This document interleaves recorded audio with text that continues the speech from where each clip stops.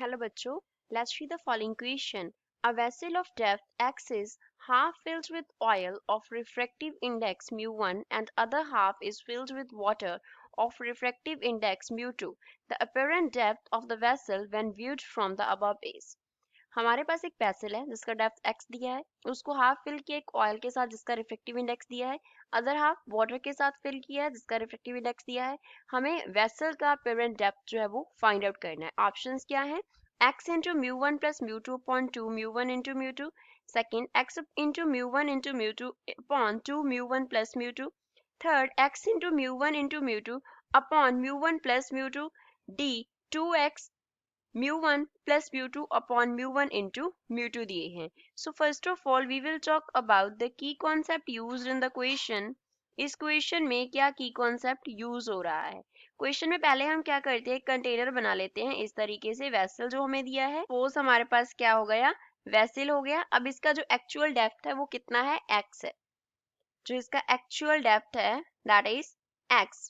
इसको हाफ जो है वो हमने फिल कर दिया इस तरीके से, पहले किसके साथ, एक ऑयल के साथ जिसका जो रिफ्रैक्टिव इंडेक्स है वो कितना है, mu1 है।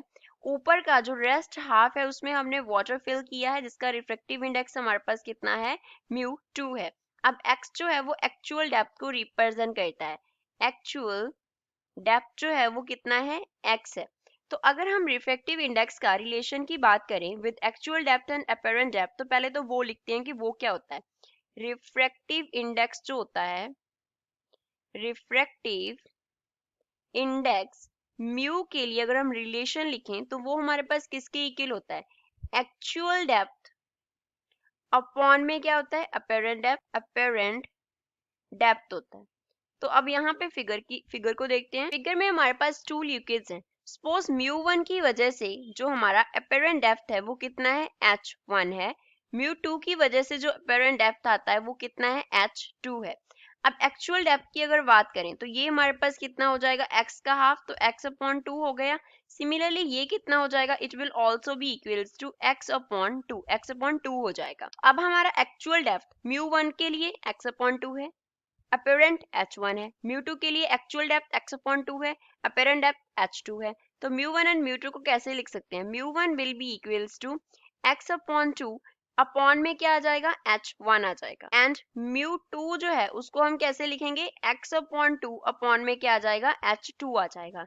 तो mu1 ने कॉज किया h1 अपीरेंट डेप्थ, mu2 की वजह से h2। तो जो टोटल हमारे पास एक्चुअल में अपीरेंट डेप्थ आएगा वो होगा कितना, इन दोनों की वजह से अपीरेंट डेप्थ वो कितना होगा, अगर उसको h से डिनोट करें तो वो हमारे पास इक्वल होगा h1 प्लस h2 के। तो अब h1 और h2 का वैल्यू निकाल के इसमें फिल कर देंगे और हमारे पास अपीरेंट डेप्थ का वैल्यू आ जाएगा। So we can write h is equals to h1 कितना आएगा, mu1 से x अपॉन 2 अपॉन में क्या आ जाएगा, mu1 आ जाएगा, प्लस h2 कितना आ जाएगा, x अपॉन 2 अपॉन में हमारे पास क्या आ जाएगा, mu2। तो इसको फर्दर हम कैसे लिख सकते हैं, h is equals to x upon 2 mu1 plus यहाँ पे क्या लिख सकते हैं, x अपॉन 2 mu2।